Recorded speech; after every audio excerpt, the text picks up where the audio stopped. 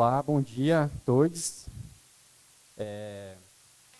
Meu nome é Lucas Soares, eu sou aluno de graduação, né, no curso de Antropologia e Arqueologia na UFMG e vim aqui conversar um pouquinho, né, com vocês hoje sobre, enfim, alguns exercícios, né, alguns esforços que eu tenho participado ao longo dos últimos anos, numa tentativa de conversar, de comunicar e de trazer também, né, conhecimentos de fora, né, dos muros aí, né, da academia para dentro, assim, né?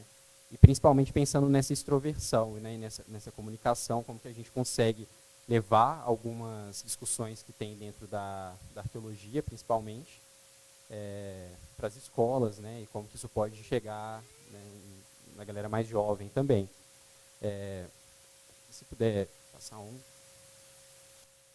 Aí só para dar uma ilustrada, né, mas assim, para me situar um pouquinho também, né, eu sou, né, Belo Horizontino aqui, nascido e criado, né, e tem até uma relação interessante, porque eu trabalho hoje, né, enquanto educador no Museu de História Natural e Jardim Botânico da UFMG, onde a gente, né, faz vários eventos de divulgação, de comunicação científica, e recebe muitas escolas também, né, o nosso público principal, né, assim, diria hoje que mais de 80% assim, do nosso público são crianças, né, assim, entre 5 e 15 anos, aí, eu diria, principalmente.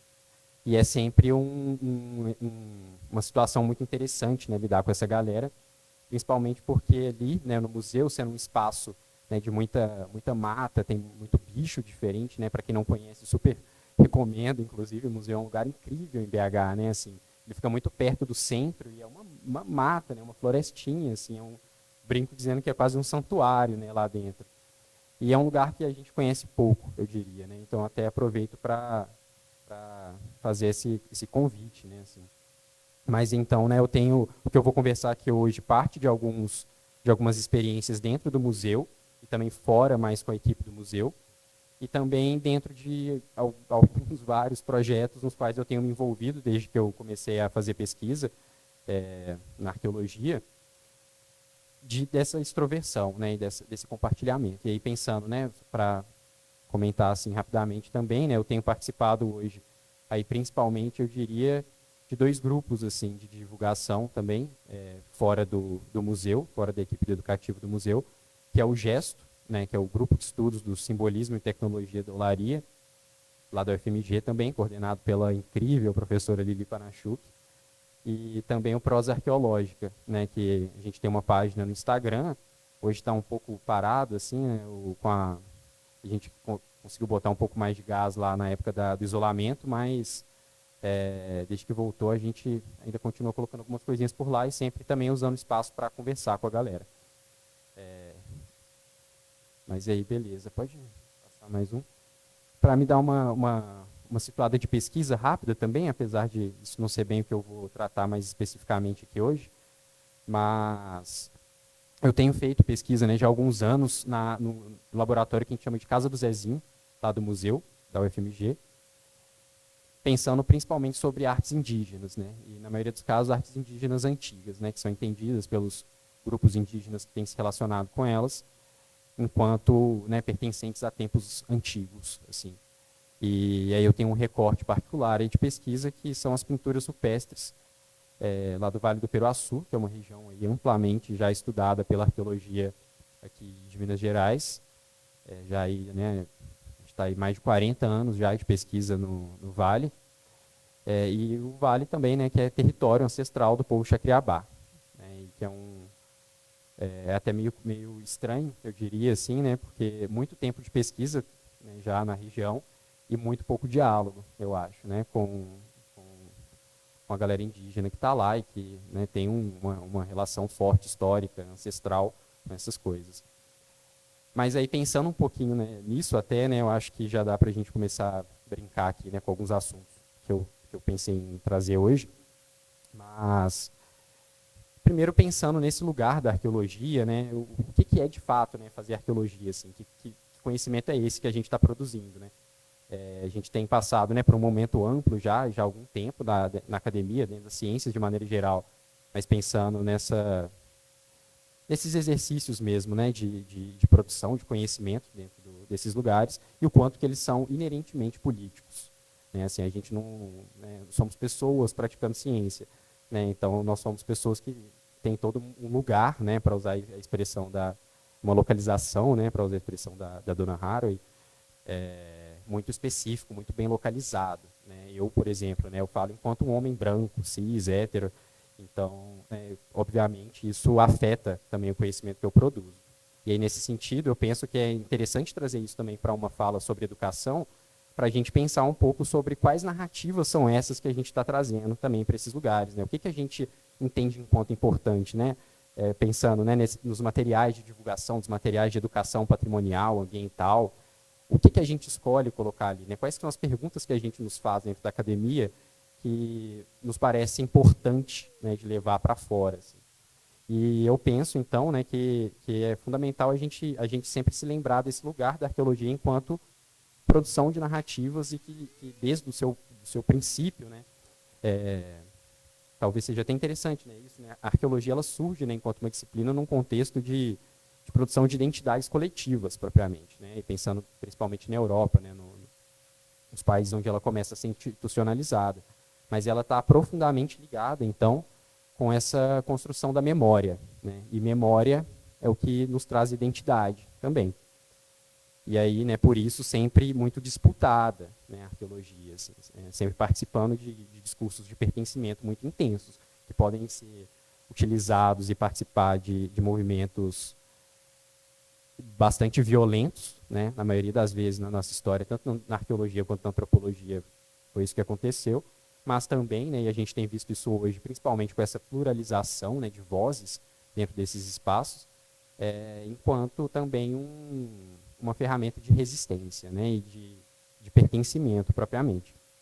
Então, aí eu queria especificar aqui, né, que quando a gente fala de arqueologia do tipo que eu pratico, né, de arqueologia que a gente chama às vezes, né, de pré-colonial ou que é anterior à invasão colonial, eu costumo chamar, na verdade, de arqueologia de contextos indígenas, né, porque isso eu acho que já deixa evidente que a importância, né, dessa distinção do que a gente está dizendo nessa situação é que a gente está falando de experiências de vida de pessoas indígenas.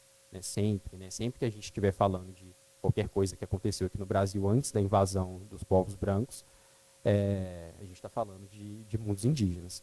E, portanto, né, são mundos que têm uma relação muito forte, histórica, com os grupos que existem hoje aqui no Brasil. Né?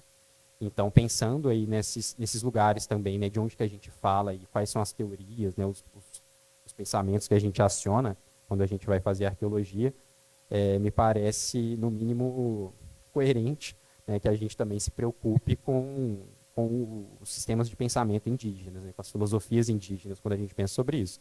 E já pensando aqui, então, né, no exercício de educação, propriamente, isso me chega, né, de um jeito muito forte, assim, enquanto um interesse de saber justamente o que as pessoas indígenas também entendem enquanto adequado e interessante da gente falar sobre a arqueologia desses contextos indígenas. Né? E aí, nesse sentido, né, tem tido, felizmente hoje, cada vez mais pessoas também que têm ido para as mídias, né, em locais públicos, assim, justamente nos ensinar nesse sentido, né, quais que são as coisas que são importantes. Isso atravessa vários lugares, a gente vai conversando um pouquinho isso aqui também. Mas eu acho que é interessante, né, a gente partir desse lugar, né, entender que também não é só a gente lá, né, dentro da salinha de aula, do laboratório, do gabinete, escolhendo o que é importante sobre esses assuntos. Não. Né, assim, a gente tem um compromisso com essas pessoas das quais a gente está falando. Quando a gente está falando das coisas dessas pessoas, né, dos artefatos, a gente está tendo, né, que ter esse compromisso também. Né, existe uma questão ética muito forte, uma questão de coerência teórica também muito forte, eu diria. Né? E aí, né, algumas dessas contestações, então, né, já pensando que a gente está falando aqui, então, de uma arena de disputa propriamente, de disputa de discursos, de disputas políticas, e a gente tem visto isso cada vez mais hoje, né, pensando, por exemplo, na relação dos povos indígenas com os territórios, né, que é sempre um assunto muito atacado, né, que parece incomodar profundamente, né, em alguns momentos. Infelizmente, a gente está agora numa situação, né, no qual, né, pode ser votado o marco temporal, né, que é uma atrocidade, né, assim, absurda, pensando na história desse país nosso. E que é muito triste também, às vezes, pensar que, enfim, né, a gente, finalmente, até um tempo atrás, eu tinha algumas pessoas, né, que até, às vezes, quando eu ia conversar sobre esses assuntos, falavam que eu pareço meio otimista, né, pensando, porque fiquei muito contente, por exemplo, com a criação do Ministério dos Povos Indígenas, né, mas aí, 2 meses depois, extremamente atacado também, né, é uma coisa realmente muito delicada. E eu penso que né, os exercícios de educação, eles estão completamente atrelados também a essas coisas, né? É nesses espaços nos quais a gente está construindo justamente a noção que a gente tem sobre esse território no qual a gente está nele, né? As formas que a gente pode se relacionar com as coisas do mundo, desses mundos, né? Com as matas, por exemplo, e também tentando tensionar um pouco, eu acho, e a arqueologia ela me parece muito poderosa para fazer isso, mas tensionar um pouco essa coisa que tem, né, no nosso pensamento hoje, principalmente de nós, né, pessoas brancas de matriz, né, industrial, mas às vezes parece que é mais fácil o mundo acabar do que o nosso sistema, né, particular, né, político, econômico, do que o capitalismo propriamente, né, ganhar outras formas, né, assim, formas que sejam menos violentas com outras pessoas. E me parece muito curioso, né, o quanto que a arqueologia tem a dizer sobre isso, e a antropologia também, né, e o quanto que justamente, né, a gente aqui no sul global, né, em Abya-Yala, está num lugar muito privilegiado, eu acho, justamente para poder pensar em exemplos, né, em alternativas, em outras filosofias, outros afetos possíveis, né, quando a gente pensa no mundo. E aí, nesse sentido, então, né, pensando no quanto o discurso hegemônico que se tem, o discurso oficial que se tem sobre essas situações e sobre esses grupos humanos, eles tendem a ser absolutamente violentos, né? Me parece que uma das partes cruciais, quando a gente fala sobre educação, de arqueologia, por exemplo, e principalmente com crianças, é justamente demonstrar, talvez, e proteger, né, a diversidade que existe nesses lugares. Pensando lá no museu, por exemplo, né? Pode passar é isso, né? Antes, talvez da sequência, só comentar, né? Porque eu acho que às vezes a gente não se dá conta também do quanto que é poderoso mesmo, né? Alguns dos princípios que a gente aciona, assim, a forma com que a gente busca conhecimento, assim. Até trouxe uma foto ali para exemplificar um pouco, né? Essa foto é de um trabalho que eu fiz isso, né, acho que uns 4 anos atrás, no qual a gente levava para a rua algumas frases um tanto quanto polêmicas, assim, né? E isso para Afonso Pena, né? Assim, uma região super movimentada aqui de BH. Essa foto ela está trazendo uma discussão mais antropológica, né, no qual a gente puxou para esse mote, né, do funk enquanto algo cultural, mas também, né, pensando no meu lugar de arte rupestre também, uma das problemáticas que eu levei foi justamente sobre o picho, né? Picho é arte, né? Colocando essa questão para as pessoas. E acabou que desse movimento também, acabei sendo convidado para dar uma palestra num simpósio, assim, uma coisa muito louca que aconteceu. Eu acho que era um workshop, na verdade, do Batalhão de Choque, aqui do Brasil, com todos os oficiais, né, os oficiais os comandantes do choque de cada estado,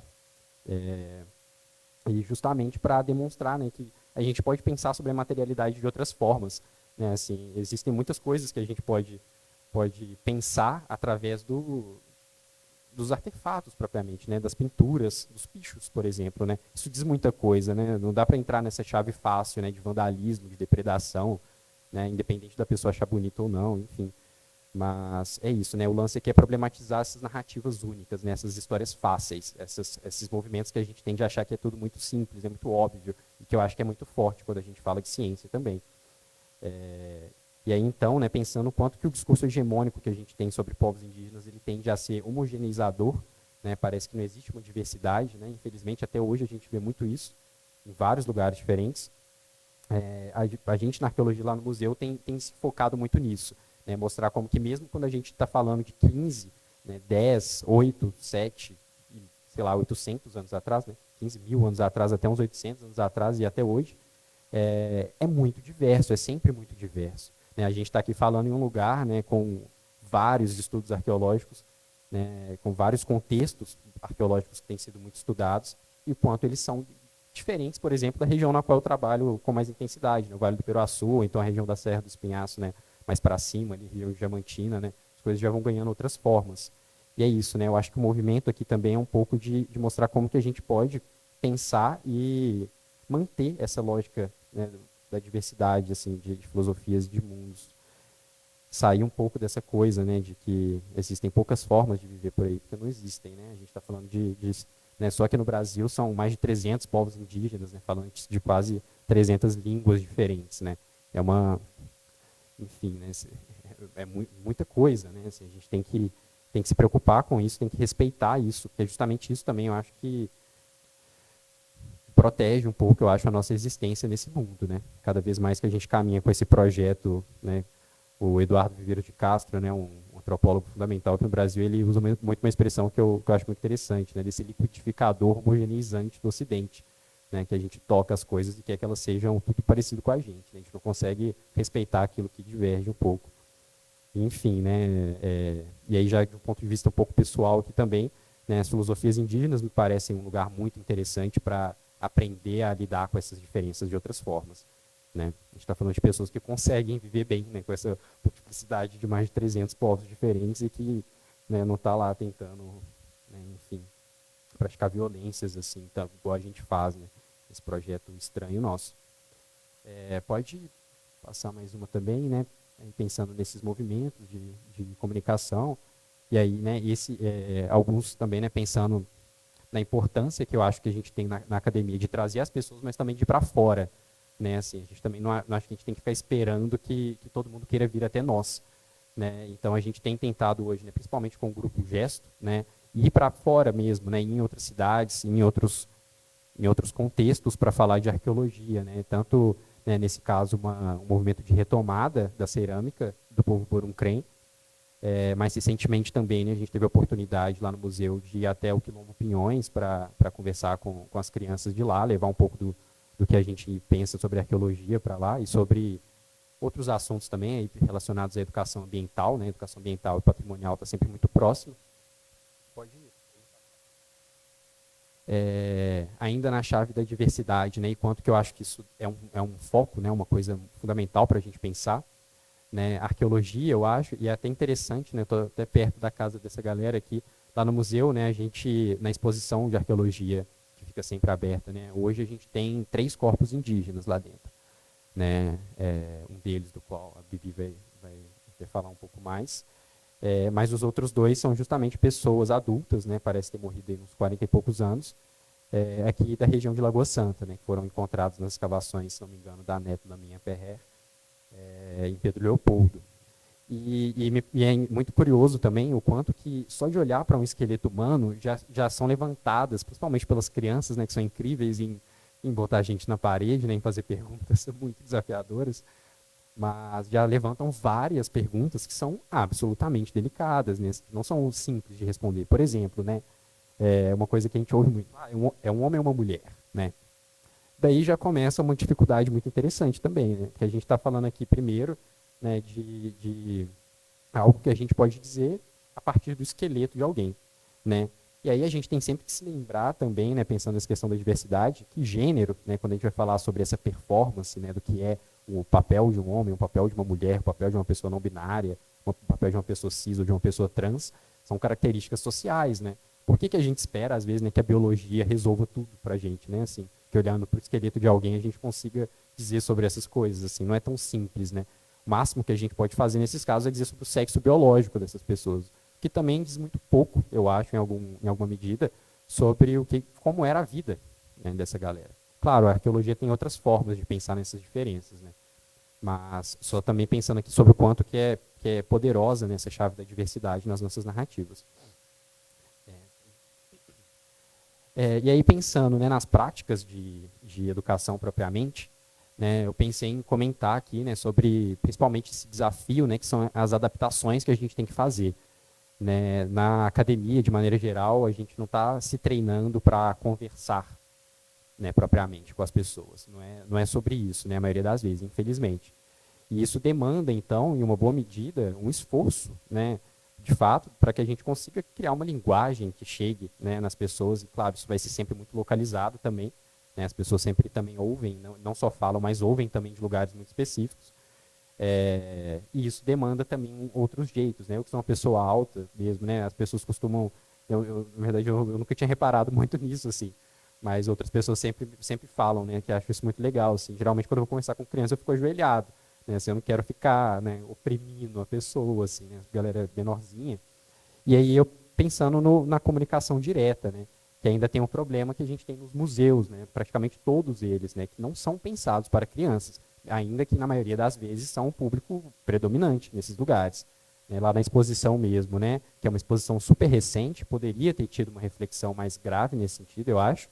É, ela, né, nesse movimento, né, que eu faço às vezes de ficar ajoelhado, de tentar ficar mais na altura da galera, é que fica nítido para mim o quanto elas não estão vendo as coisas que estão ali, né? Sempre tem algo no meio do caminho. E então, né, a gente também acho que tem que sair desse lugar de conforto, de querer falar só para quem é parecido com a gente, né, e lembrar que existem vários outras pessoas por aí que, né, também têm, né, o direito e para quem a gente deve estar preocupado em conseguir falar, alcançar também.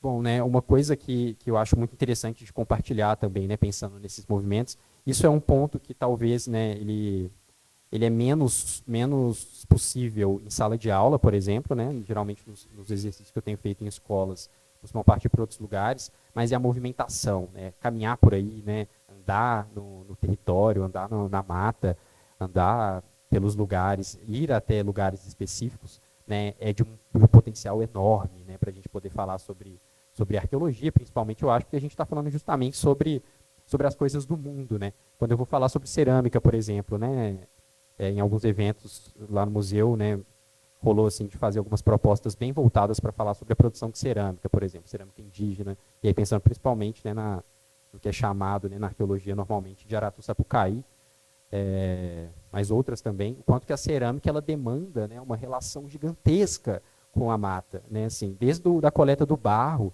até a coleta do material que você vai usar para fazer o tempero, né, a modelagem dessas coisas, o lugar onde você vai armazenar, o momento do ano que você vai poder fazer tudo isso, né, porque não é sempre. Né, o Chacriabá, por exemplo, né, tem uma lua muito certa para coletar barro, você não sai catando barro por aí.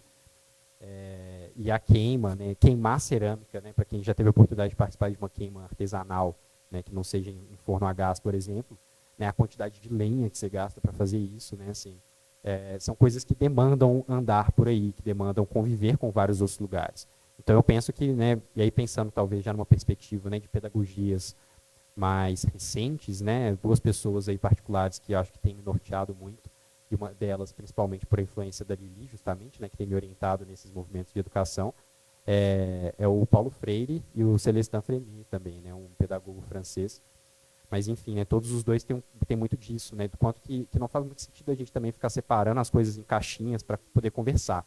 Né, assim, a gente não vive a vida toda separada, né, igual eu estou falando. Para a gente fazer cerâmica, a gente tem que conviver com um monte de ser diferente. Então, qual o sentido que faz, né, eu tentar falar sobre essas coisas sem pensar nesses outros seres também? Né? E a gente pode aprender a fazer essas coisas também de muitas outras maneiras. Quando eu falo dessa diversidade, né, que eu estava comentando mais cedo, geralmente eu estou pensando justamente numa diversidade de filosofias também, né, e principalmente no que norteia os nossos exercícios de pesquisa e os nossos exercícios de educação também. Aí, nesse sentido, né, é isso, as pessoas podem aprender a fazer coisas de maneiras muito diferentes. Né, e é interessante também a gente pensar, né, sobre o quanto que conviver com outros seres do mundo nem sempre passa, e a maioria das vezes eu acho que não vai passar, né, por essa coisa, né, separadinha que a gente tem, por exemplo, de eu enquanto um sujeito e essas coisas enquanto objetos do mundo, os quais eu pego e uso, né, recursos. Né, assim, quando eu penso na cerâmica, por exemplo, né, coletar barro, na maioria das vezes, em contextos indígenas, é algo que demanda uma negociação com donos, né, com entidades específicas que protegem, que cuidam dessas coisas e com as quais você tem que ter respeito, tem que ter cuidado. E para fazer arqueologia também eu acho que não deveria ser diferente, né? Ou para falar de arqueologia também. Mas é isso, né? São várias modalidades diferentes de relações que eu acho que é importante que a gente tente dar conta quando a gente vai conversar com as pessoas.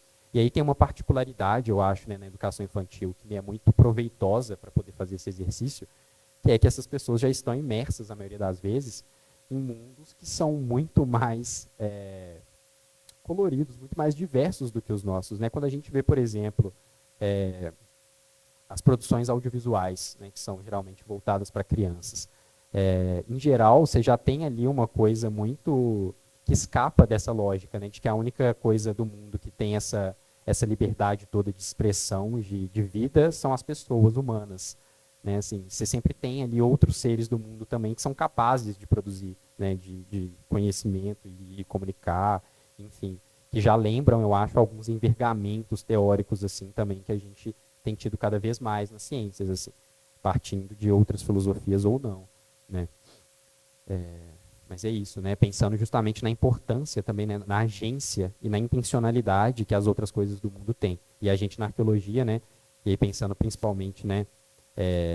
Esses exercícios de oficina e ateliê, né? A arqueologia experimental, eu acho que ela tem esse potencial muito legal para a gente, porque eu acho que, né?